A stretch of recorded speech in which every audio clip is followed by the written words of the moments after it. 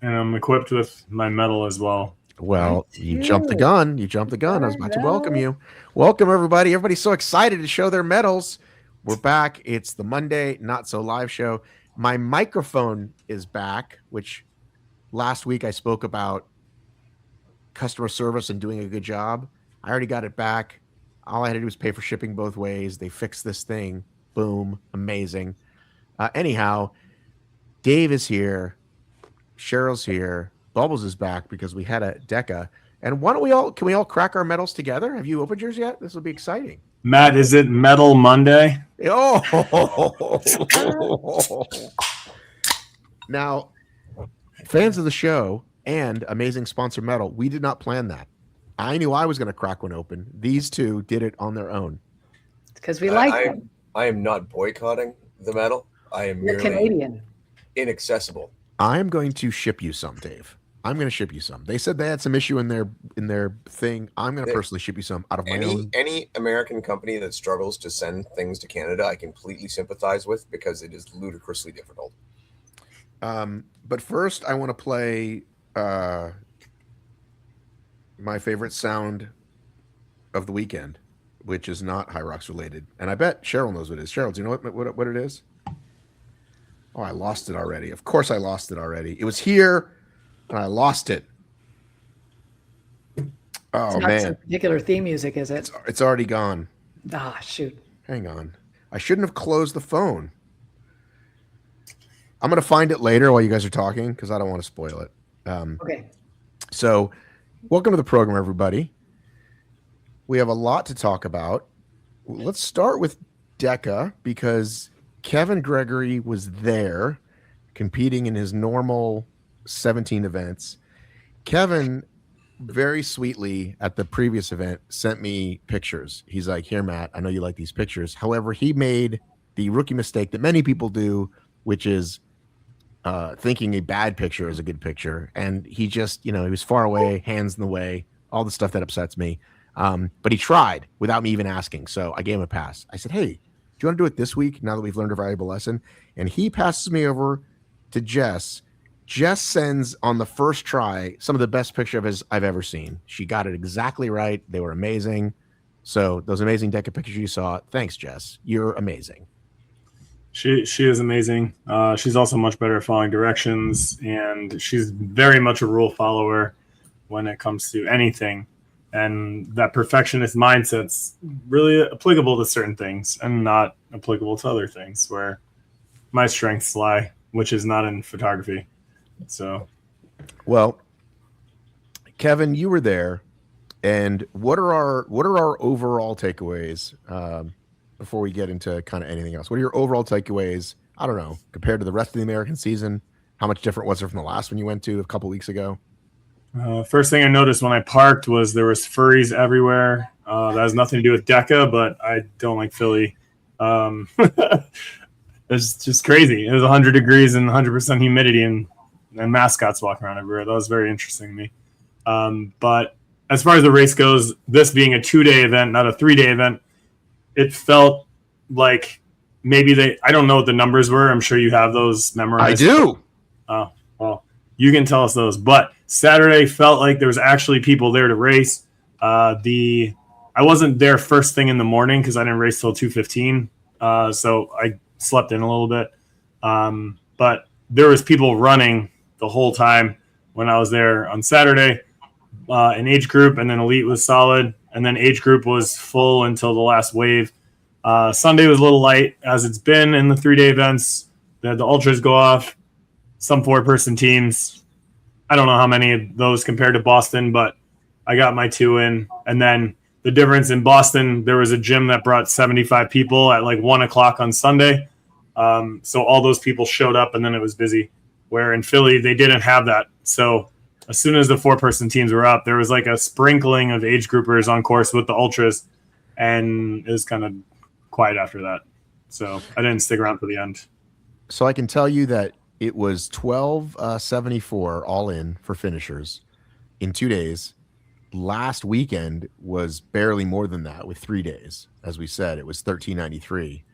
The good news is last year, Philly, or what you guys called DEKA Spooky Northeast, was 892. So looks like they more than doubled it, or just about doubled it. So we're trending up. The arrow is going up. We appreciate that, right? Not doubled it. 8 something to 12 something. What is that? 40% more. 50% more. It's a good improvement. Good All right. improvement. So a nice improvement. But I've been saying this for weeks. I'm like, only in America do they put so much effort into this like Rolk Ultra 4-person team, youth and teams, and all this stuff that like doesn't necessarily add up to more people.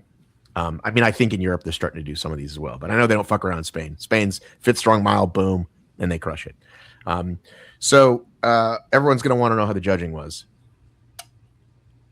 Are you asking me? I personally, You're the only one there. It was true.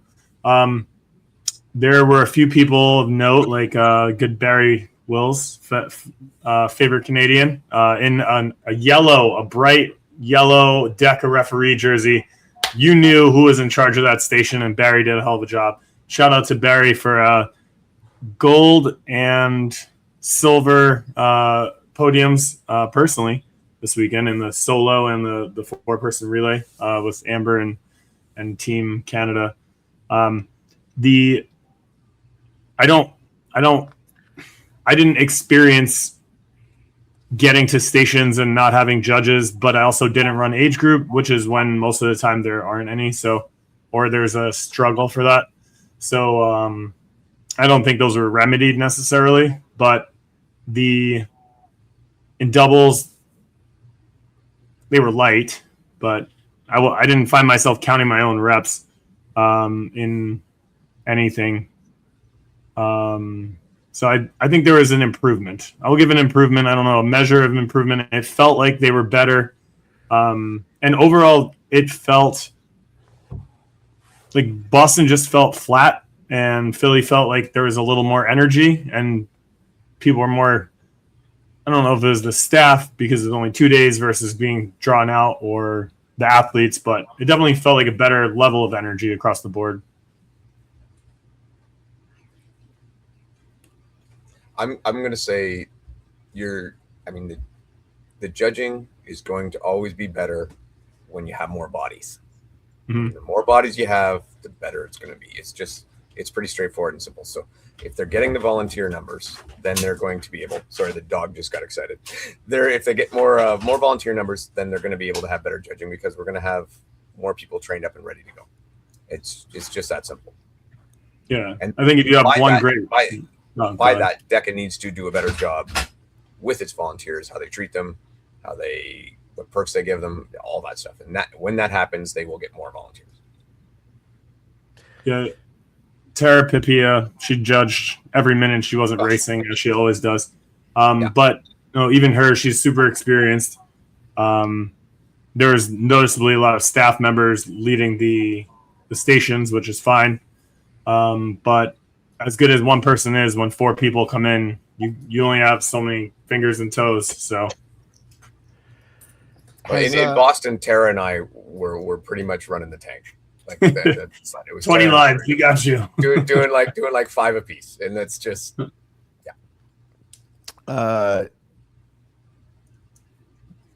Has Josh G podiumed at every DEKA this year? Everyone that he's gone to, I think. He didn't go to California early in the year, but the last 3, he got 3rd in Chicago, 2nd in Boston, and 2nd in Philly. Nice work. He'll be in Raleigh, where they have, I don't want to spoil the big alert. You already posted about it, but the New York money is going to Raleigh, so he'll be there.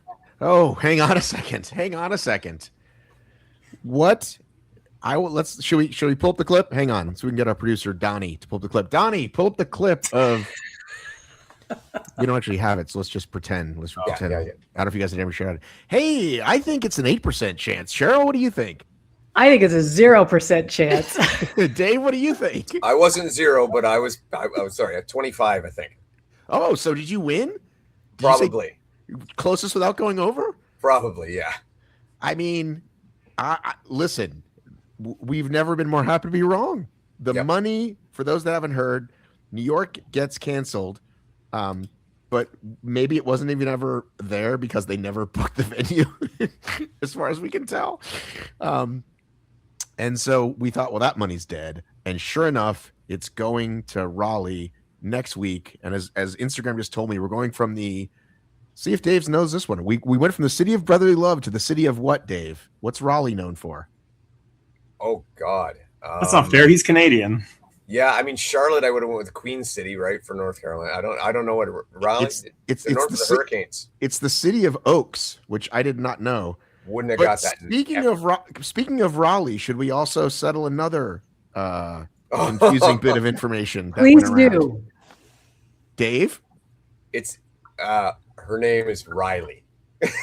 However, it is spelt very weirdly, and I will openly admit that until I met her face to face, I used to call her Rayleigh because it is an odd spelling. So I'm totally with Kevin on that. That happened to me too. And since we always call her Rye, it doesn't transfer over. So okay, yes. glad we settled that one. So the money is, I don't even remember what it is. Is it 321? Is it 1,750? 1,500, 250. So who do we know that's going to be chasing that money other than Joshy G? Who else is going? Zach Seigan is going. Oh, Zach's fast. I know that McKinley Kiefer is trying to go. She had an unfortunate issue with a tendon and a surgery and was reaching out to find out rules to make sure she's compliant to be able to race because she wants to say race that there. we have squared that away. Excellent. So, I mean, it's up to her if her body's able to go, but she knows how to comply with the rules. And props to her for reaching out and trying to figure it out in advance, not showing up and trying to go retroactively. Matt, I have a question for you. Why do you think they have two options, or actually three? Option 3 was don't put the money anywhere, which we would hope wouldn't be the option. Why do you think they chose Raleigh over Fort Lauderdale? Why? Yes. What date is Fort Lauderdale? It's the last American DEKA Fit. It's the 13th and 14th, or 12th and 13th of September. Last qualifier for the year. I'm going to say I don't know. And are you suggesting that would have been the smarter move because that's usually a more well-attended event? Is that what you're trying to say? I'm saying that they probably were like, they're waiting to get approval. They didn't get approval enough time for Philly, so they go, fine, let's do the next one. Sense. That's my guess. Well, New York was supposed to be the end of September, so they're going to have to pay earlier than they would have because September 28th, 29th, 30th, whatever was when it was supposed to be paid. I thought, logically, from my perspective, Fort Lauderdale makes sense because it is the last chance qualifier, and that's when the most people are going to go or draw it out.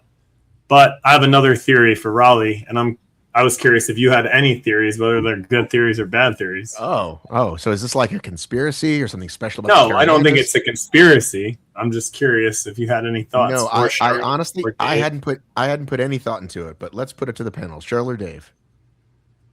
Any thoughts why Raleigh over Fort Lauderdale? No, because as soon as you said it, though, your logic, my logic drives with yours. I'm like, yeah, that would have been last race of the season. Would have been a good time. I think honestly, a conspiracy. I don't know. My conspiracy to lure Tara Jackson out of retirement. That's my conspiracy right there. She posted today how much she made versus how much she spent. Oh, we're going to talk about that. We are absolutely going to talk about that. All right, we'll put that back on the table. Yeah. Cheryl, any thoughts? You know, the only thought I have, and this actually has nothing to do with what you're asking. It just is. It's next week, right?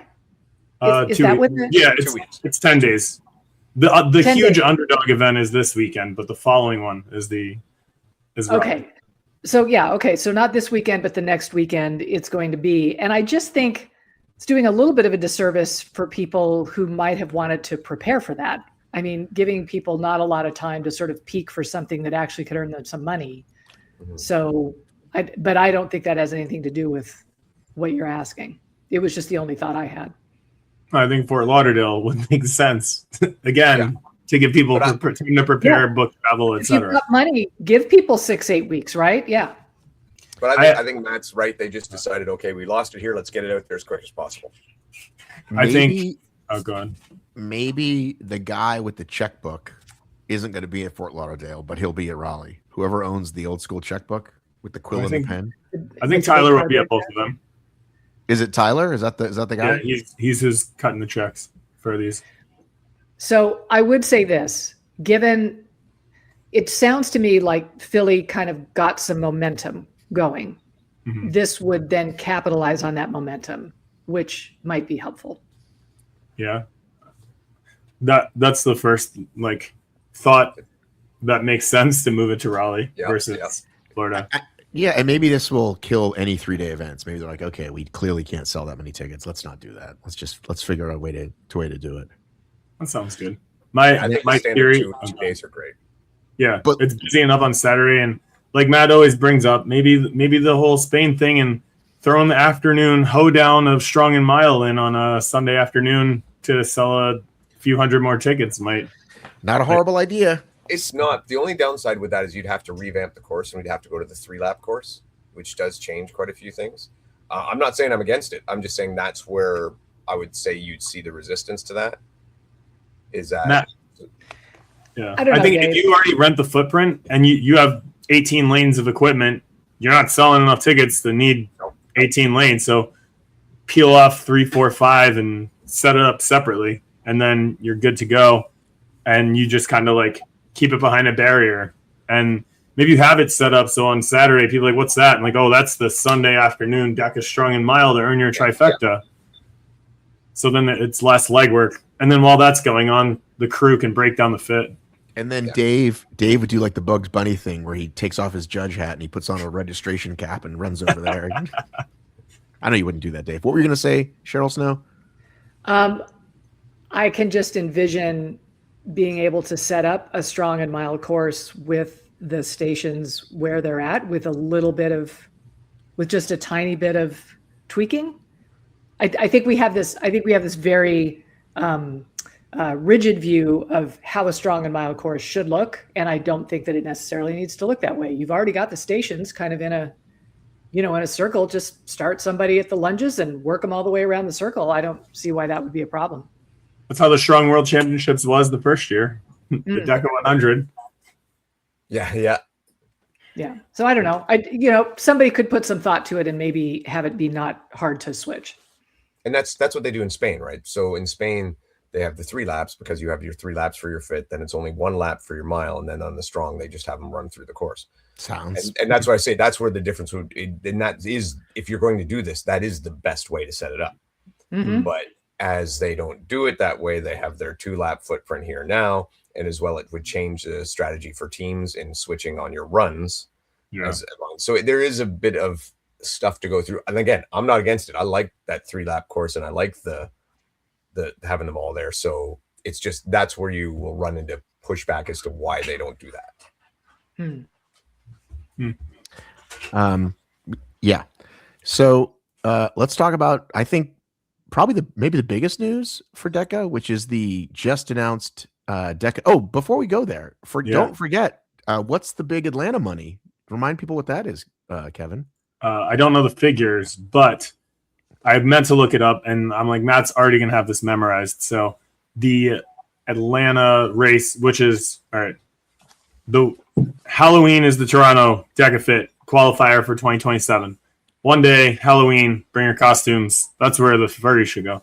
And then the next week is November 7th, 8th, regular DEKA Fit on Saturday with age group, elite, 2-person teams. And then on Sunday is the DEKA Ultra World Championships, or whatever they're deeming the title of that, formerly known as World Cup, but maybe someone doesn't like that. So, but they're putting a lot of money on that, and they're doing age group prizes top to bottom. So I don't know what that money is because I didn't look it up.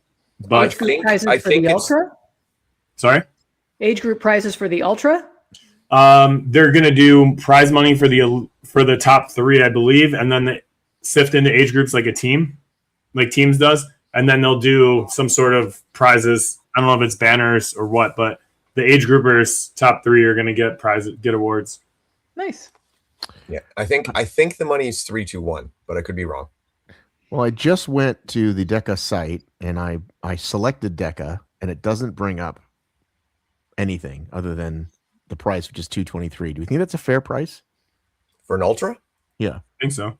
Yeah, I think that's fair. Oh, wait, let's put in our code. Let's put in ORM26. There you go. Can't forget that. Bam! 179.75. Look at that. Bargain. Even better. Honestly, Say no for at an that ultra, price. I think that's a reasonable deal. That's pretty good. Who can Yeah. say no at that price? I have well, I noticed there's no fulfillment fee here that just started appearing on the Strong and Mile registrations.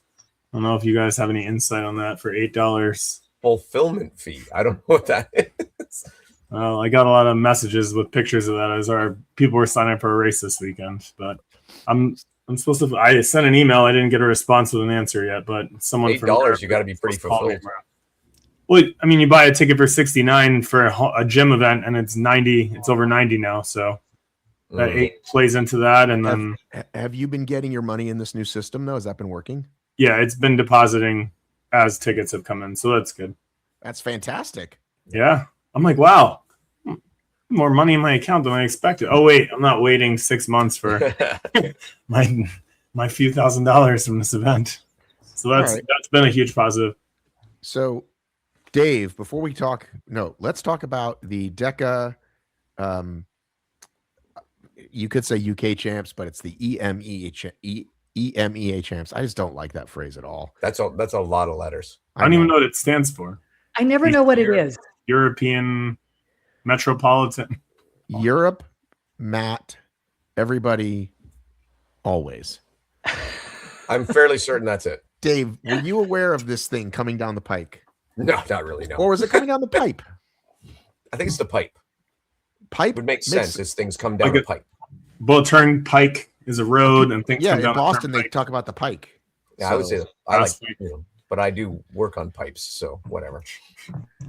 You know what I know about pipes? Shit flows downhill. Payday's Thursday. And payday's Thursday. Dave, do we need one of these in America? What do you think? I don't know. I think we're at a bit of a crossroads, and I think it might be time to relook at the qualification systems for fits due to the differences in equipment in different countries. And I think it might be time to look at that because there's definitely a difference between, I mean, not just like laps in Spain or 3 laps. Equipment's different in different countries. It's expanding wild. I mean, we're a lot more in APAC now than we were before. So yeah, I think actually this does have a place and maybe should be the start of a consideration of a different qualification process for the fit. So you got to do it. You got to qualify through your region to make it to Worlds.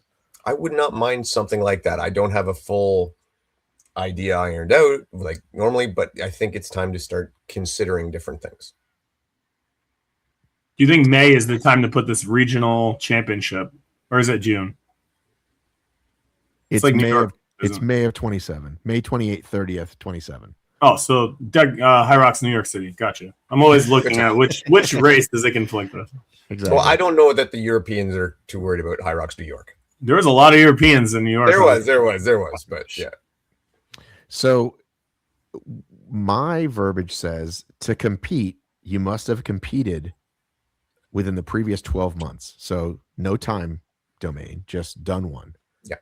And then it says to complete in the strong or mile, you must have an official log time on the DEKA global leaderboard, which I think they meant to say also within 12 months, but they didn't. Yeah. So I'm getting clarity on that. How do you like this? Athletes may race elite in one format and age group.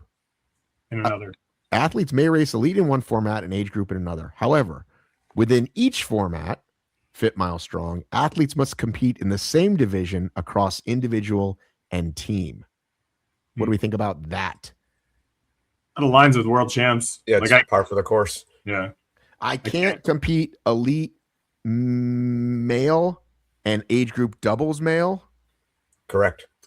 But I could do age group strong. Yeah. Because there is no elite. Skill sets.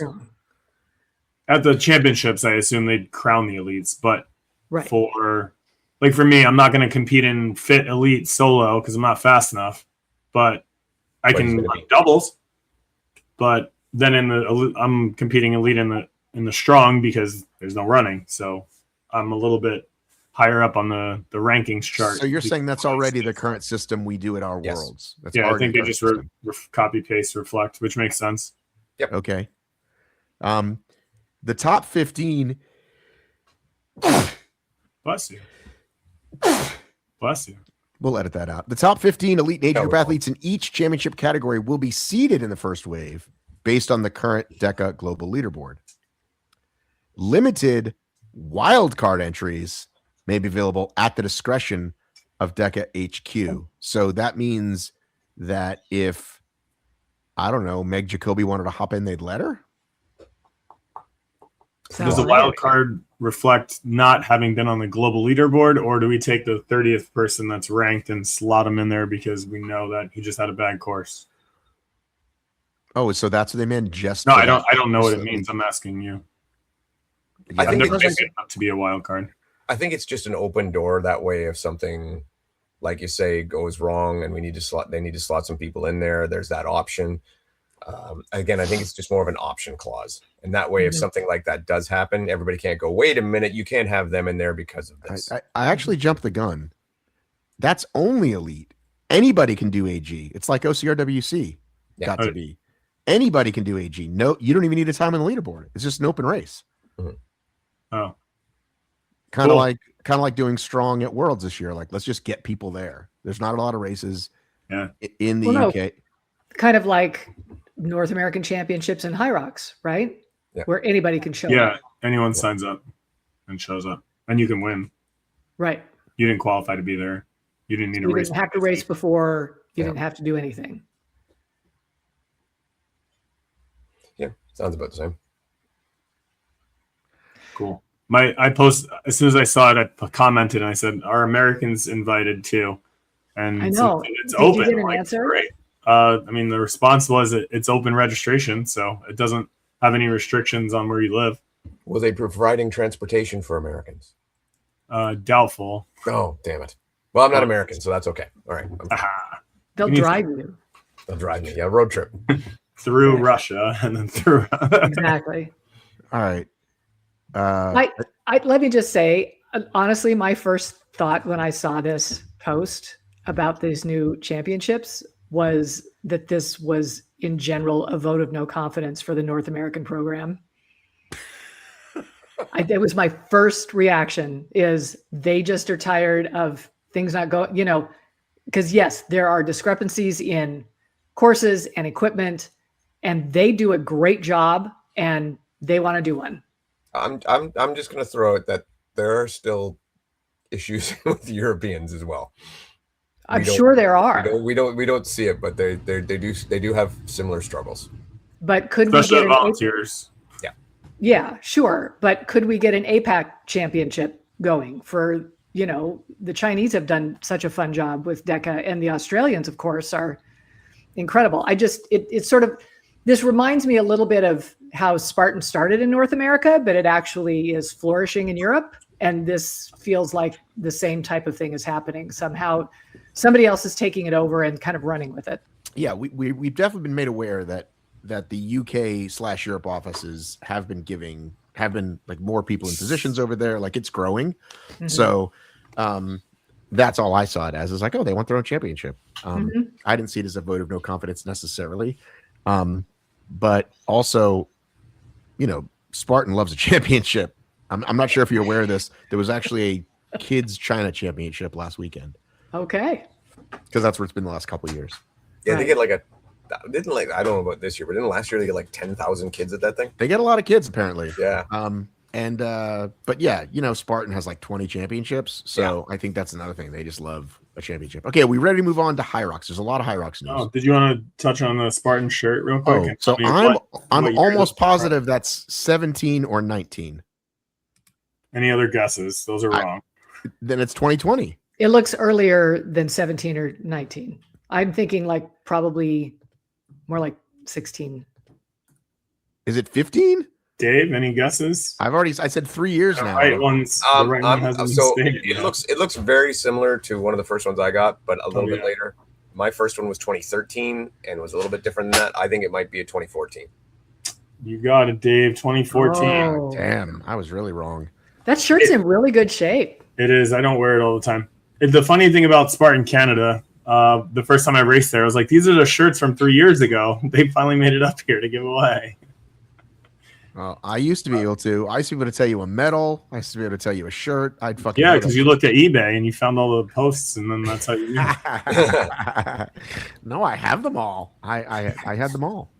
Remember the uproar of people getting mad for other people selling their? Oh, dude, medals? that was that. So the whole concept of medals on eBay, I did not understand. People were selling medals like all the time. It was a big thing. I don't think it is anymore. And one Kevin Gregory came home from the first Iceland Ultra and sold a medal for how much? $777. I was so mad because as a hired hand that weekend for Spartan, I was like, I should have come home with 3 of those. That's $2,000 right there. I did not come home with 3 of those. Hey, we got to finance our trip somehow. And back in the day, Underdog didn't exist. So, some people maybe sell their bodies. I was selling race medals. Yeah, I don't know who out there is like, again, unless you're like someone like me who's like, hey, I've got everyone from every year and I'm missing a couple. Let me buy these for like my collection. But people sold them all the time, like the City Field ones. Like they were always on eBay. Yeah, they're just collecting them. You can't sell these now. They're the same every week. Yeah. I got a Rubbermaid bin full of them. Is that the one that you're holding? Is that the same one that I just got at my DEKA Fit, at my DEKA mile, at my gym event? Your gym event, and everything's the same except for the piece in the middle. That's that's what I was pointing out. That was wedge. That was my great disappointment. The hexagon. Or 2 weeks ago. All right, listen, lots of HYROX news. We got to get to it. Let's move up the chain. Let's start with the gray shirts and move up to the white shirts. What do you think about that? I like it. So there's a new portal which I can pull up.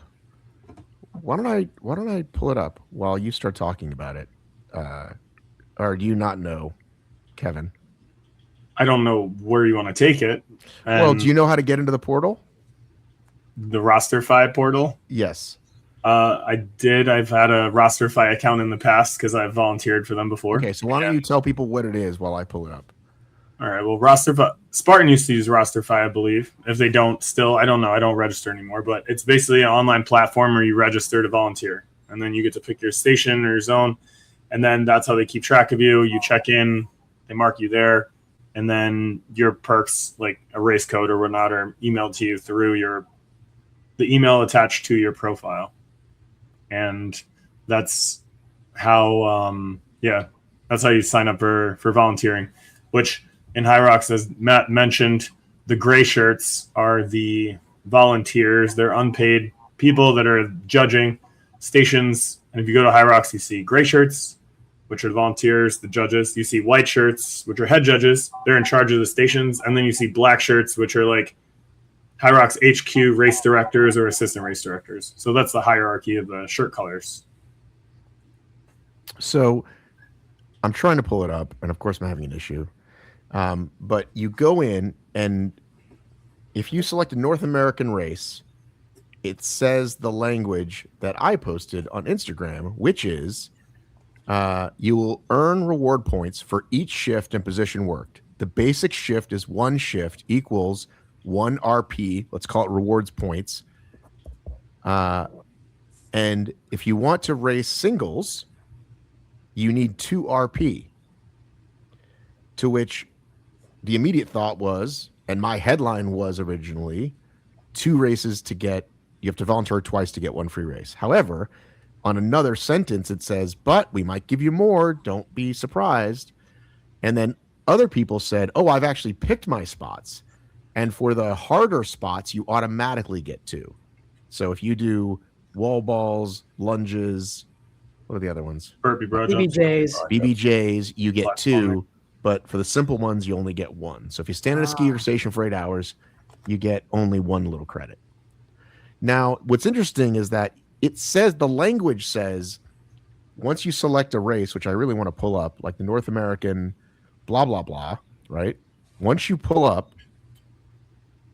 it says, here's a new global blah, blah, blah, because we want to keep track of you globally. However, The North American races all have that RP language. The other races don't. Some of them don't say anything. People pointed out that Italy has like a whole different one. So it's different per region. But what do we think about it used to be automatically one shift, no matter where you work, boom, you get your free race. What do we think about this new rewards program? I'll go first. I just said a little while ago that the biggest thing DEKA is having problems with right now is volunteers, because they're not treating them well enough and giving them enough. And now instead, HYROX is now making it so you have to work more, and in some cases twice as long, to get the same reward you got before. I think this is a mistake. I think it's a bad move, and I hope it doesn't bite them.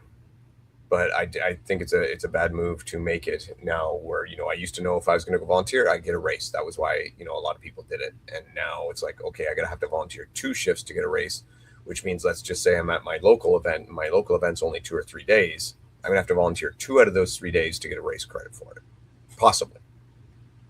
And so I think it's a step backwards myself for a company that's doing very, very well to go in the other direction.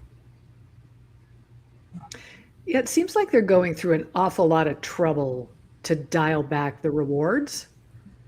And I think as soon as you start introducing language like you get 1 RP, or this is going to get you, 2 RPs, I think as soon as you start introducing language that, unless you're kind of part of the system, it's going to take you a minute to figure out what's going on and what you're going to get. It's going to keep new people coming in. I think that it just makes it more complicated than what they think it is. I know that, the Facebook group chat, there's always people saying, well, how do I volunteer? And it's not an easy thing. Like, I personally wouldn't know how to sign up to volunteer at this point. And so then to add this on top of that, where I don't even know kind of what I'm going to get or how the system actually works, this move seems to be coming from a place where they must have plenty of volunteers and have not a problem staffing that, which I know often is not the case. So it may not, Dave's obviously right. I mean, why make it any harder than it needs to be? And why not incentivize people so that you've got plenty of help? So here's on the screen here. Here's South Africa, and there's none of this language. It just says you must commit to at least 1 shift. But then if you go to the North American one, right? Now here's what's interesting. When I looked earlier, it had DC and DC head judge. And then if you clicked on head judge, it said, you have to be invited. So if you weren't invited, you can't even try, which is fine. But that seems to be gone. But when you look at DC, you get this language here of the RPs. The RPs. I think, what somebody said was, we're in the void. It's really hard when you've trained people to get a free race to now say you might get half a race. It is tough. And is it, they're just trying to limit the fucking availability because it's just so insane? Like, we're already giving away a gazillion free tickets for volunteers, and that's why the tickets sell out so fast. I mean, is that part of it, do we think? I think it's something to consider. I don't know if that's ultimately it, but the demand is so high and the supply of tickets is limited. Like, they're selling out of everything in 2 seconds. I think also if you limit the people that are judging, like in New York, I noticed that some people had blue lanyards and other people had yellow. And I'm like, what's that? They were a staffing company that was hired to fill all the roles because 10 days takes a lot of volunteers, especially on weekdays. So those people, however the temp agency works, they weren't getting race codes. They were getting like $15 an hour. Yeah, whatever it was. I don't know how temp agency. You probably know. Didn't you do temp work sometime? I don't know. I feel like you talked about temp agency before. I used to own a staffing company. Yeah. So you put people in those roles. So I would put people in those roles, exactly. Yeah. So Matt, you could have been in charge of all the HYROX volunteers, and we wouldn't have this conversation. Well, it's funny enough. I did, in fact, do that for Tough Mudder in 2012 when I started doing Tough Mudders, and I had a staffing company. I did do that. And you were like, we can't put the paid people next to the free people. Like, you don't want them talking. And this guy goes, what? I'm getting $20 an hour or 15, whatever it was back then. This is $12. Yeah. So I think it was 15. I don't remember. But anyway, I had heard this too. I had heard they've been using agencies when they got stuck. So they're trying to figure out what's more or less expensive. So the best way to avoid having to use those agencies is give your volunteers less rewards. I like where this is going. This is solid logic. Hey, didn't DEKA used to use like groups to get a bunch of volunteers? Yeah. It's a tale as old as time. You say, hey, we'll give your organization $500. A donation. Give us 20 people, right? Savage was the first one to do this well. Because Savage was always so well attended with volunteers. Like every station, they always had a bunch of really happy kids. And I'm like, where did you come from? And they're like, oh, my school, my this. So Savage cracked that code a long time ago. That's Savage Race and Obstacle Race for those that don't know. Why don't we kind of dovetail, or I don't know what the right word is, what business word we should use, but into the other part, which I saw as good news, this new system, the head judge system, where you're either a head judge or a really good head judge. What are the two? What are the two categories? Superior head judge. You're a head judge or a core head judge, and introducing this concept, which we touched on a couple weeks ago, but we learned more about it this week, based on super secret conversations, only shared with 500 people. Did not people. Share this with you, Matt. For the record, it was not Kevin Gregory. I will make that clear since he's on this show. But again, there are 500 people in a group. It probably won't stay there too long. Will probably make its way to me if you share something with 500 people around HYROX. But the proposed thing now is what we talked a little bit about last week, which is if you're a head judge, you get stipend. You get a stipend and money. And if you're the other kind of head judge, which they're looking, let's say, more the local person, you get just the money, but it's a little more money. And Kevin, why don't you talk about why this is a great idea? Because we think this was a great idea. I object leading the witness. Let me hang on. Let me rephrase. Kevin, what is your impression of this new program? I think Dave will agree on certain terms that OCR, DEKA, Spartan. We talked a lot about judging already, and the quality of judging is going to come from familiarity with the rules and not just knowing the rules on paper, but knowing what it looks like in action. Your friend Matt Kemp is a basketball official. I'm sure he'll tell you when he first officiated basketball, a dribble might have taken a second, or travel might not have looked as obvious, and now he can call it with his eyes closed because he knows the things leading into it. So having judged in New York as a rotational head judge, and then again in Sweden at World Champs, there's some of those European judges, they pick things up so fast. I'm like, wow, what cues did you look for to see that this was coming? Because you were calling it before the guy hit the ground, and learning from them. There's a lot of little things and the big ones I think Shara mentioned before with the harder ones to judge, the sled pull. We're looking for toes touching the line or falling out of the box, or a partner not being out of the box before the other person picks up the rope, or all the penalties you see in the Elite 15. Like, how do we apply that to the regular people? But what are we looking for? So I think the familiarity of a person who's more consistent in officiating is going to raise the quality of that judging. And then that person's also there to mentor and coach the other judges.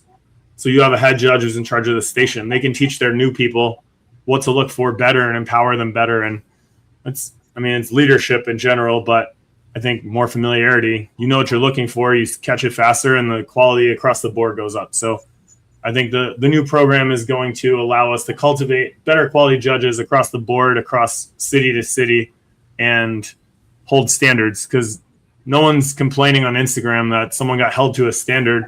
Like, they made me do equal feet on my broad jumps. They're like, no, that guy's getting away with all 80 meters of hop, skip, and jumps, Euro steps. So I think that's good for the sport.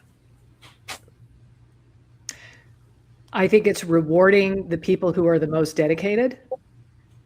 And I know that, so my husband's going to be in Salt Lake City. He's going to be a core head judge. And he is already putting more work into this than I've ever seen him put into a race, and is really, really excited to kind of be part of that group to make sure that there's a standard of excellence that's met. And I feel like the compensation that's been talked about feels like it is sending the message that these folks are valued. And he has only been chosen for Salt Lake City, even though, you know, we're West Coast, right? Which means that if they don't like him, they won't ask him to Denver, right? They won't ask him to Anaheim. Like, they're going to keep, it seems like they're going to keep really tight control over this, so that the people who are getting this compensation and this level of recognition are going to be the best of the best. So I can only see good things in it. I think it's been an excellent idea. And I know that, you know, 500 people are going to leak. I mean, we've known things, and Matt, you don't pay me enough to tell you, so I don't. But I don't see anything bad about it at this point. Kevin, why don't you break down, you know, again, you're a perfect example. You're a guy who races a lot, and this is going to help, you know, offset costs. So like, what could you make in a weekend? Because I think the other thing people are saying is like, well, if I do that, when am I supposed to race? And so I know you still want to race. And so like, what's your plan around it? So your figures that you put up for a minute, I won't reference them because they're not posted. Listen, I asked for clarity, and the clarity I got was this is all in progress. These are proposed dollar figures. They aren't set in stone, but it's 150 for the let's call it the local judge and 200 for the traveling. Is that how you would put it? No, it's the opposite is what you posted, but the travel decreases the per date.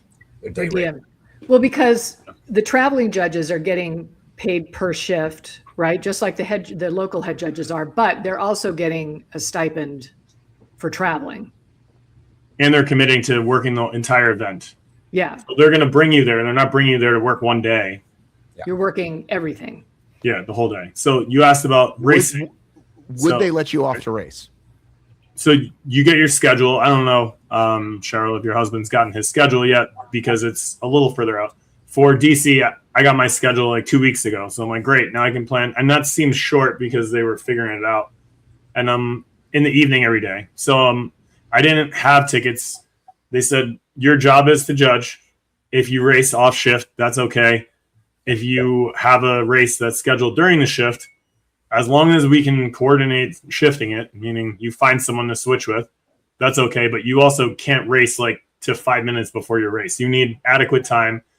Ultimately, your objective here is holding the standard and being effective, efficient, and energized, and being the best judge during your shift. And like, that's totally fair. You're compensating us to be here. This isn't like, oh, I'll just kind of lollygag at bag check and take my time. So last year when I was racing 5 and 6 times in certain HYROX cities, I won't be doing that this year. And I'll dabble a little bit in DC with an open in the morning. But later in the season, if I get asked back for one of the races where I have like a pro doubles, like the first one I'm running open doubles. So it's in the morning, no pressure, doing it for fun. But when I race, like when it matters later, I'll spend more time trying to coordinate shift change or making it work. And if not, then I have a flex pass because you never know what's going to happen. Gotta have a flex pass. So what would a typical day or weekend be on those shift amounts? Is it 3 shifts a day? Is it 2 shifts a day? Like, are they 8 hours? Are they 12 hours? Like, I'm trying to break 1 8-hour shift a day, isn't it? I believe it. Well, I know the core head judges are doing morning or night, so it's a half day. But I think the gray shirts, sometimes they have 3 shifts to split, and sometimes 2. All right. So for these money shifts, yeah, half day. You're going to work a half day, Thursday, Friday, Saturday, Sunday. Well, and for DC Monday as well. I'm just throwing it out. And also, and we're so if it's a 4-day event, you're going to make $600. Sure. Yeah. I'm just plus travel. Yeah. So you said stipend. Well, yeah. I mean, you're getting paid, but stipend to me means you're getting paid for a slot of time or whatnot. No, or a travel stipend means it covers your travel. No, but I'm saying, but how does that work exactly? Like, is it a flat amount? Like, do we know what that is yet? Like I think that's part of the. I think that's the part of the work in progress. With DC, they're like, this is what it's going to be, but this isn't necessarily what it's going to stay because we need to figure out. We need to get you there now, and then going forward, we'll kind of learn from that. I think that's. I would also think that it would depend on the city. Correct. Yeah. Mm-hmm. So, I mean, I think that's fair. I think I'm happy with it. If you still get to race, and it's basically paying for your race if you didn't already get a free ticket, right? It's paying for your race for the weekend, and if we look at what Tara posted, by the way, and I don't know how she came up with those numbers. I don't know if she included every single bit of her food, or like if she remembered every single. Some of us write off expenses against our winnings and show a really big deficit, so our tax bill is less. Listen, I write off everything, but it still doesn't mean it's not coming out of my pocket for the weekend. Like people think, it's just a write off. It's like I know, but it's still coming out of my pocket. Lose it. Yeah. Right, still got to spend it first. So, considering how quick these things can add up, right, and like, the Uber is just everything, right? Because you think like, oh, I'm only going back and forth twice, and then you end up going back 3 or 4 times, or all the things. To me, it seems like a fair system. And as me and Matt Kemp were talking about, we think this will attract more people. Like maybe people who just did the free race didn't really think about it or didn't really care. And they think, well, wait, I can actually, you were one of those people. He's raising his hand, audio listeners. Like, oh, I can actually make money to do this thing I really love, to support a community I really love, et cetera, et cetera. So I think I think it's quite like, could they have jacked it up a little bit more? Could they say, 250 instead of 200? Sure. But I think I mean, listen, if Spartan ever did this, we would be like, it would be a national parade. Yeah. Right. So I love it. I think it's just creating this. The judging community is already a community in and of itself, but now you've kind of got this extra tier. You know that scene in Monsters, Inc. when the scarers come out, they're ready to go to their doors and get to work. Like it feels like them just all kind of walking out slow motion, just ready to save the day. I think it's going to be really cool.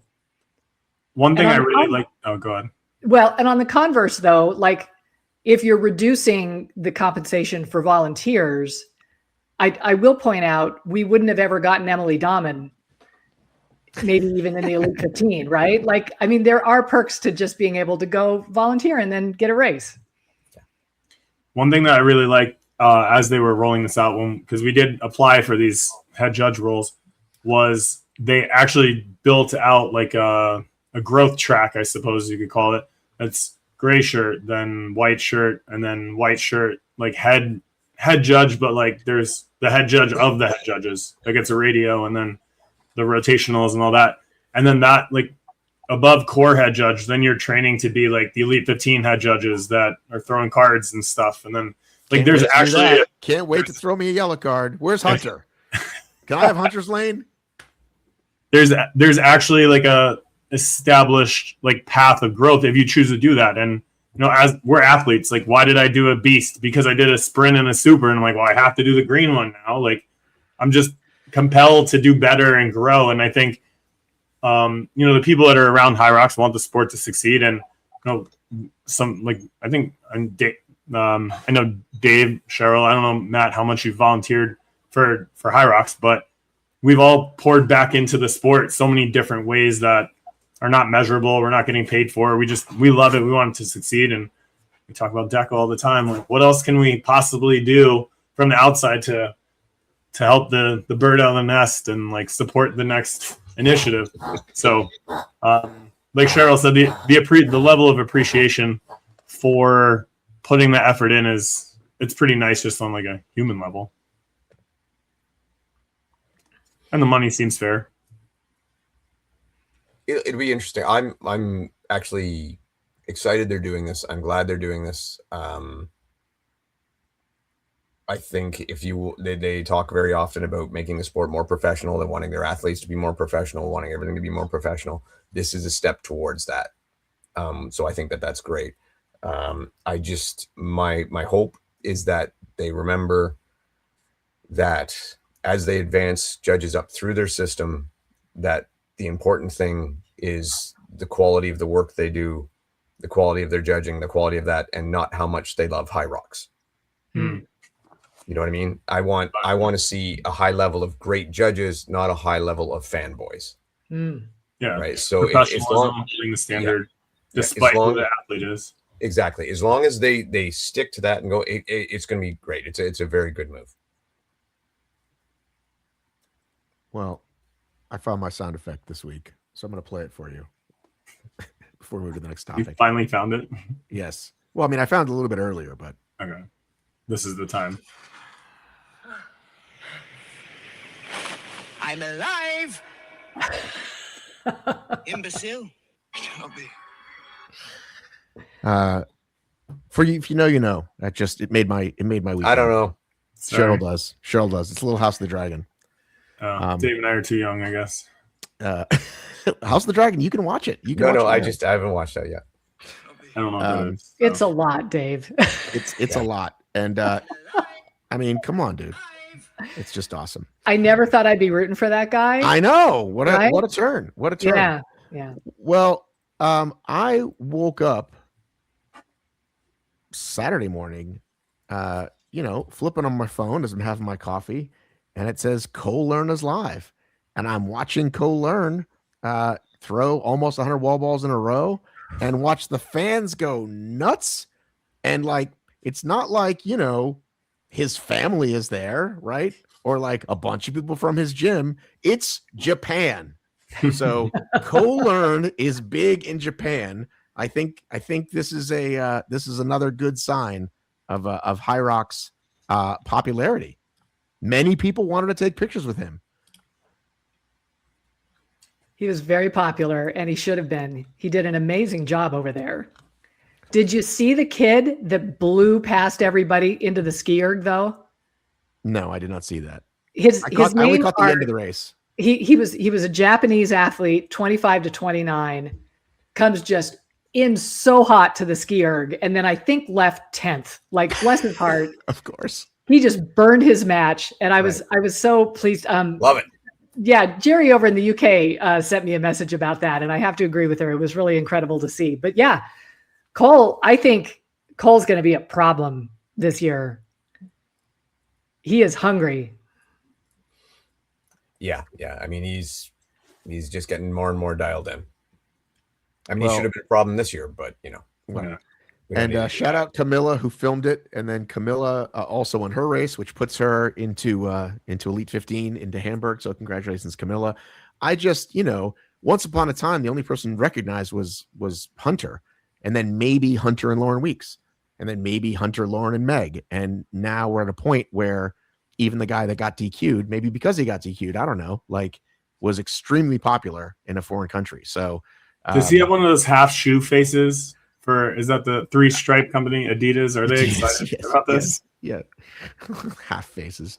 Yeah. I mean, my guess is Adidas sent them all over there. I mean, it's my guess, since, but, and he's sticking around. He's racing in China next week. But I was that's what stood out to me, was like, wow, this thing's cooking. Something we missed last week, which I don't know how we missed it, but we were talking about this idea of the money increasing in payment for the majors. And everyone pointed out to me, well, except that there's less majors because we don't have regionals anymore. Right? Yeah, I think Vivian was the first one to post that. Except you could only do one regionals anyway, which we somehow missed that. You could only ever do 5 races. You couldn't ever do 7. No, but I think the point was, in total, they're giving out less money. Not that there was less money for each athlete to earn. We were riffing off of Vivian's reaction. And I think that was the difference. And you've got, Matt Mason, what is up, right?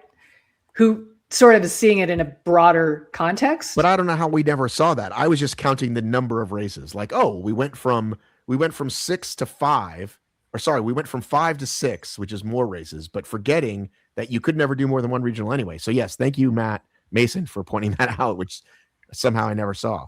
So I still think of it the other way, though, is like overall, they're not giving out as much money. Because they've reduced the prize pool. You're saying they've reduced the prize pool? Yeah. Overall. Yeah, why'd they do that, HYROX? That's put what the I'm money into judging, clearly. Yeah. So that's where I'm at. Like, it might be this case where individual athletes are actually able to make more, but the overall prize purse is less. So if you had more money last year and you distribute it to less races, there should be even more money per prize. No, and you could make and you are making less, though. You are making less. It's both, right? Okay.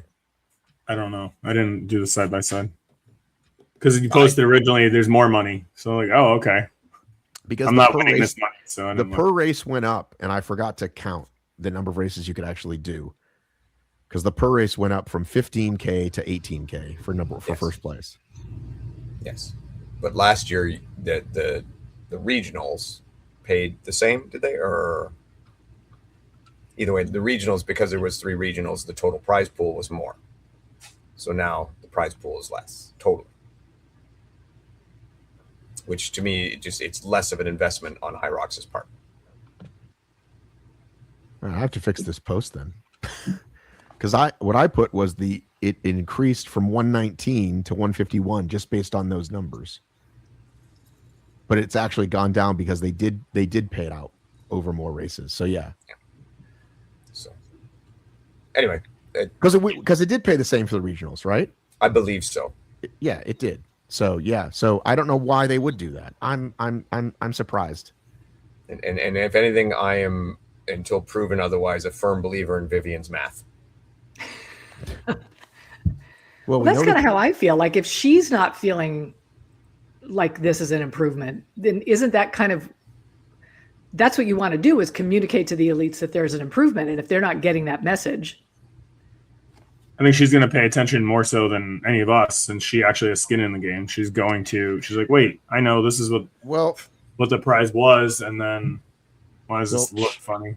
Well, Cheryl made a statement last weekend, and I think we should address it because Cheryl upset some people. Now, you can only Cheryl. Good job. I posted a 30-second clip because, you lose people somewhere between 30 seconds and a minute usually. And so I'm like, all right, we'll go with 30 seconds. So I didn't post her entire thing. And so when I heard from people that didn't like it, I said, well, go make sure you listen to the whole thing first, at least. Like, that's one line, right? Like, go listen to the whole thing. So do you want to speak to that, Cheryl, what you said and who you heard from? I didn't get any DMs, and I think you got comments on the post, though. I definitely got comments on the post, and I will say, look, my salary is commensurate with my expertise, right? Like, I don't know why you have me on this, and I don't, you got your medal, didn't you? I did. I got my medal drink. I actually didn't get the free case, so we'll talk about that later. Something got lost in the mail, but. Look, I'm doing this because I'm going to say yes to everything. And I actually really care about hybrid fitness and I love talking about it. And so I'm happy to be here. And I think you have me on just because I'm the only girl. I'm not quite sure, but that's probably it.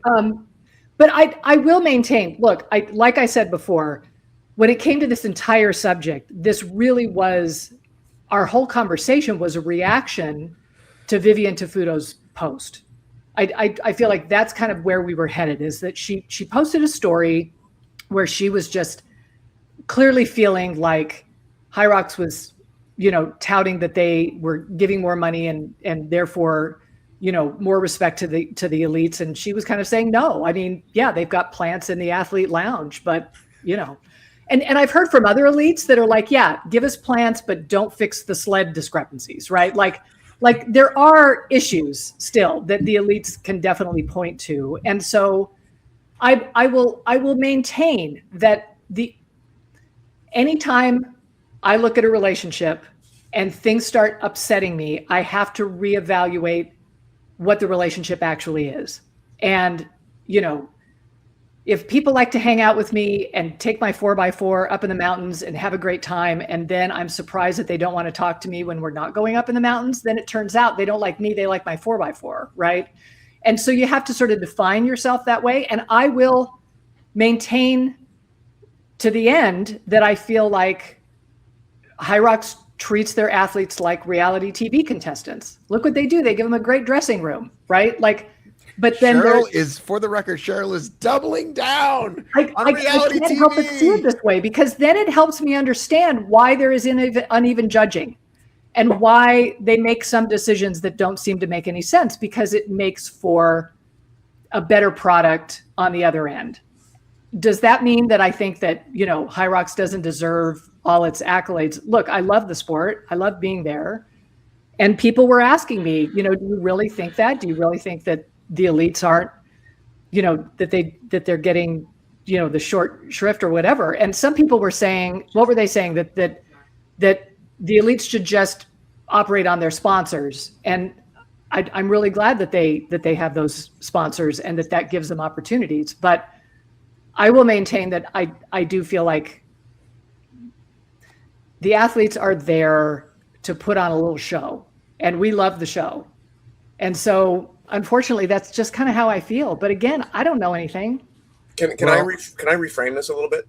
Thank you. All right, I'm going to reframe this for Cheryl. Cheryl Snow believes the elite athletes should be treated even better. Yeah. That's all it is. That Yeah. is it in a nutshell right there.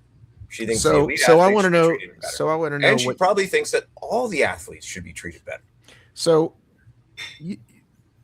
specifically the hybrid raccoon, Hi, Dylan. guy I'm a fan of, current world champ. I honestly disagree with this pretty heavily. So Cheryl responded and said, I'm interested in your perspective. It doesn't capture the whole concept that we talked about, blah, blah, blah. And to which I said, I would have responded just like, hey, well, at least go listen to it. Then we can chat. And then this is what he says. Our current male world champion, working within the elite working group with HYROX, which none of us do. It's been really nice to see the actual amount of thought, openness, and willingness to change that HYROX had done and continues to do at the request of this panel. I've seen rules change, prize money adjusted, and protection of the athletes that are not yet developed, but are being worked on, get taken seriously to make the sport professionalized. One of the things I think that is hard about being within this group is that much of it is not public facing, but it's where a lot of positive actions are occurring. There are absolutely still shortcomings and questions we want answered and things improved, all of which are being addressed or will be in the near future. Do I know the thoughts and feelings of everyone in decision making? This is a long comment, Dylan. It is. No. Do I know the thoughts and feelings of everyone in a decision making position with HYROX? Of course not. But I do know that there has been very little that's been met with a cold shoulder or a lack of logical explanation. Again, not perfect, but definitely not aloof or unconcerned about anything other than views and theater. So my first thought is, hey, everything looks good from the top. I'll just say that. Well, this is the difference between Dylan and Vivian, is that Vivian works full time. She has a harder time kind of being in the system, whereas Dylan is a Nike sponsored athlete who can do this all the time. And that's recent though, right? It is recent. He was until recently driving around working and schlepping his thing in the back, like you said. Yeah, no, and he's, you know, scrappy, you know, and everything. And so maybe I should say this, is that for athletes like Vivian, I do think that if you can view the relationship in a more realistic way, you will stop being angry about what's happening, because you will recognize that this is just the way it is, right? Like, you'll stop expecting more and just take the reality for what it is. I don't think Cheryl and Dylan are saying too much of a different thing. Like, Cheryl's saying, I want to see the elite athletes treated better. Dylan is saying, hey, I'm working as part of this group now, and we're working, or he's helping. But what's interesting is because the specific thing he said is like aloof or cold shoulder, which is exactly what we've gotten.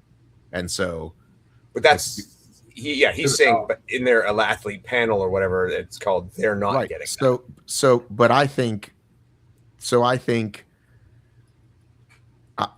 I don't expect to know everything they speak about in these meetings, but I do think your customer base of 2 million athletes and a couple of us media folks that ask these questions, that's what we get.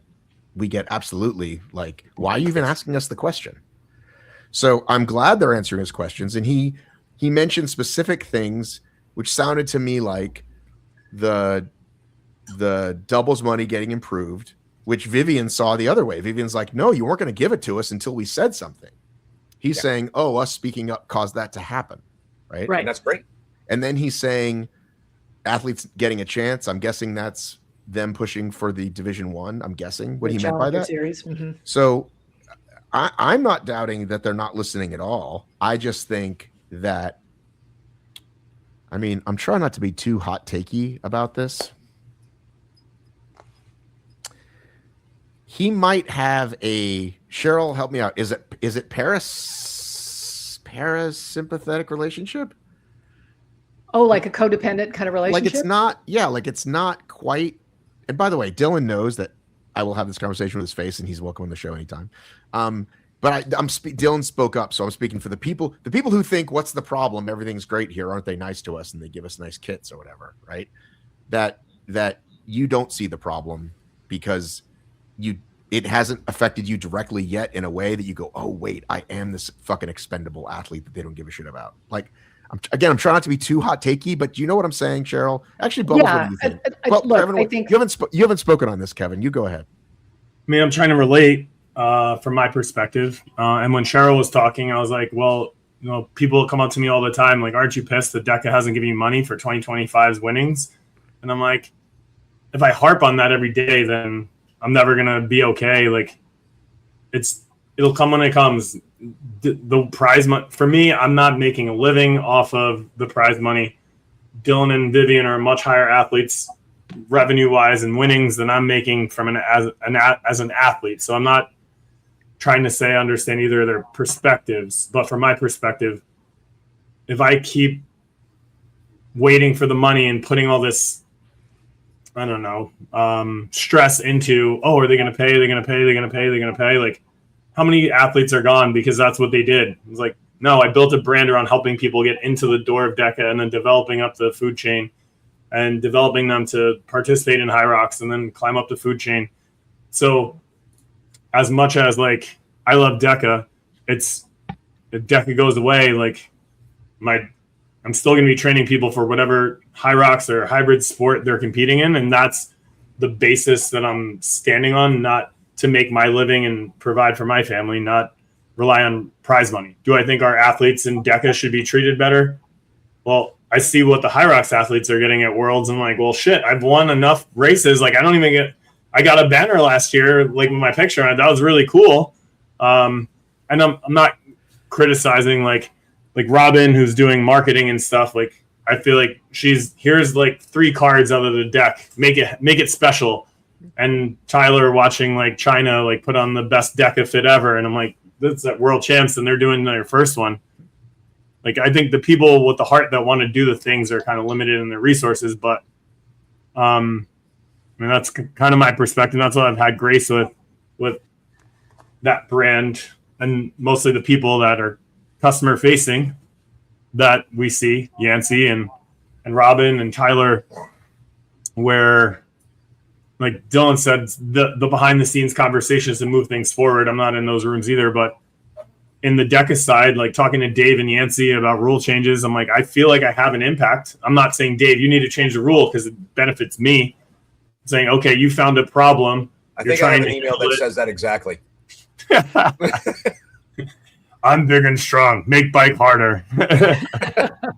We need 3 bikes. All right, 75 calories. Go ahead, Cheryl. I think what we're seeing is that, Kevin, you have a very clear-eyed view of what this relationship is, and you're not going to base your mortgage and your family on getting payment from DEKA because you know they don't pay. You are seeing other benefits as being part of DEKA than the prize money that you are deserved or owed, and so I guess to transfer that, so the system's kind of working for you. Like, you have found a way in the system where it's it's actually working for you to help you grow your business and help people and do all the things you need to do without expecting things that are not going to be delivered. And so I think that in HYROX's case, there are clearly athletes where the system is absolutely working for them and they do feel responded to. Why they aren't asking for a standard written rule book that then they always know what's going to happen, why they aren't asking for leaving the ski erg 1 meter early doesn't DQ you. Like, I'm not really sure why they're not asking for those changes if HYROX is being responsive, because it sounds like Dylan may have their ear. But it's those kinds of things and the inconsistencies that I think other athletes who the system isn't working for are really frustrated with. And I think there comes a point where everybody's going to have to be clear-eyed about what HYROX can get them. And if it's not going to give them what they want, then at some point, we're all adults here and we need to stop complaining and we need to decide whether or not we're willing to put up with what we got. Cheryl's favorite phrase. What if Cheryl's favorite phrase? I have an amazing analogy, Dave, before you go. I have an amazing analogy. So I don't know if you know this. Once upon a time, I did stand-up comedy. And way back in the 70s, okay? In the 1970s was the beginnings of the comedy boom. Like even before Seinfeld, like maybe right before Seinfeld, right? So middle, late 70s.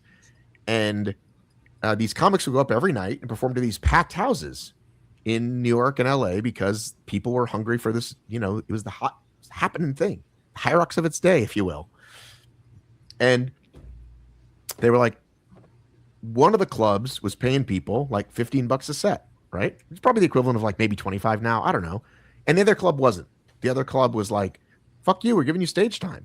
Where else? You're going to get practice. You might get seen by an agent. And they were like, we're going to strike. We're going to boycott.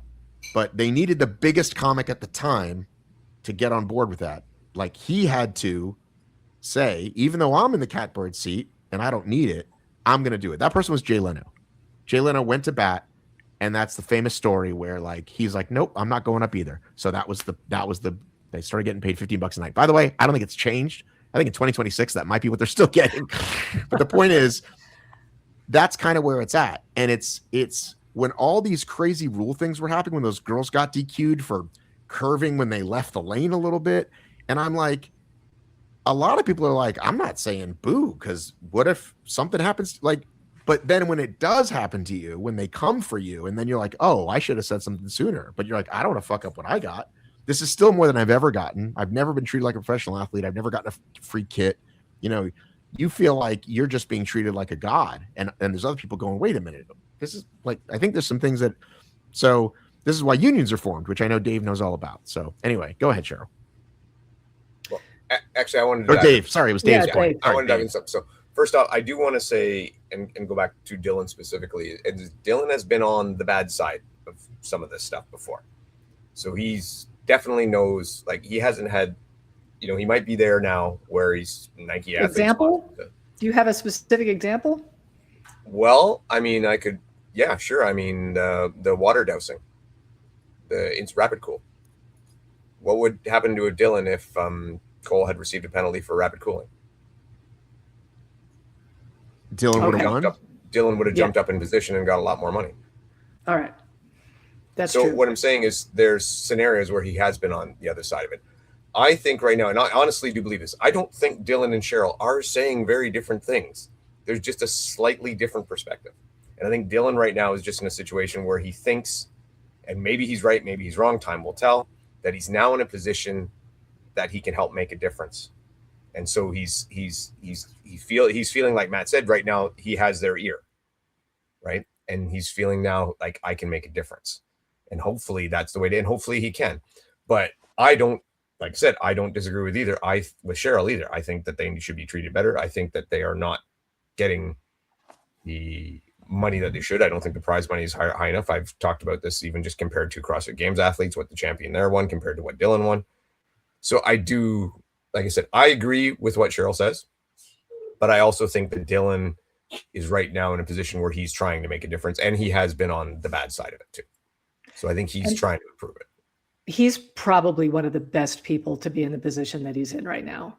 Yeah. Like he's so smart and he knows how to work the system.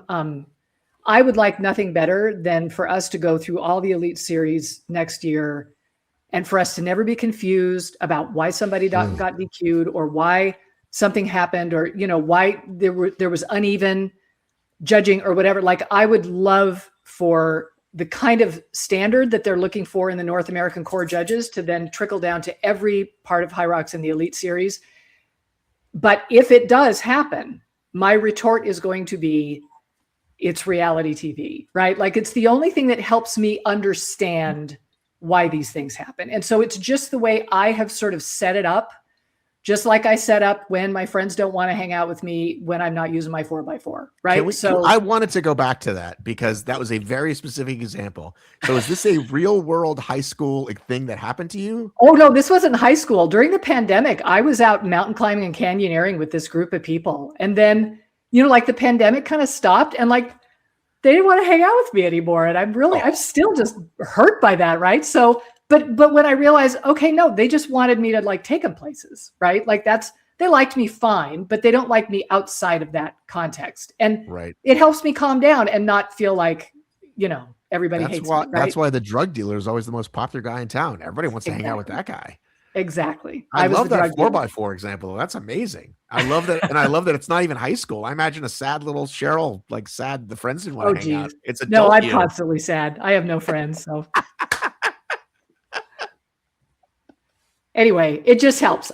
For me, it's the paradigm I have placed this in that helps me understand why they're doing everything. And I can understand why other people don't agree with that paradigm. It's just the one that I've used for a while. And I didn't know you were going to have me talk about this. Otherwise I would have been smarter about it. Yeah, well, it was great. It went exactly how it went. I just want to give a quick thing, by the way. When there's 3 of us on, it's a very narrow view. And when there's 4 of us, you can see everything. And so if you can't tell, my daughter lives here now while she's in school. We're taking her back Thursday. But like, I was like, what is that? I'm like, oh, that's my daughter's entire, like, how many potions, lotions, and bottles like could a 19-year-old girl have? And the answer is 1,000, because that's just right there. That's not even in the actual shower. That's what's right there. So anyway, and there's like Teletubbies behind. It's not a Teletubby, it's something. But anyway, slightly less professional. But you know what? We'll roll with it. We're taking her to school on Thursday. Cool. Anyway, I think we covered pretty much everything. Yeah, I think it was a great week. Thanks for joining us, Kevin Bubbles Gregory. Thanks for having me.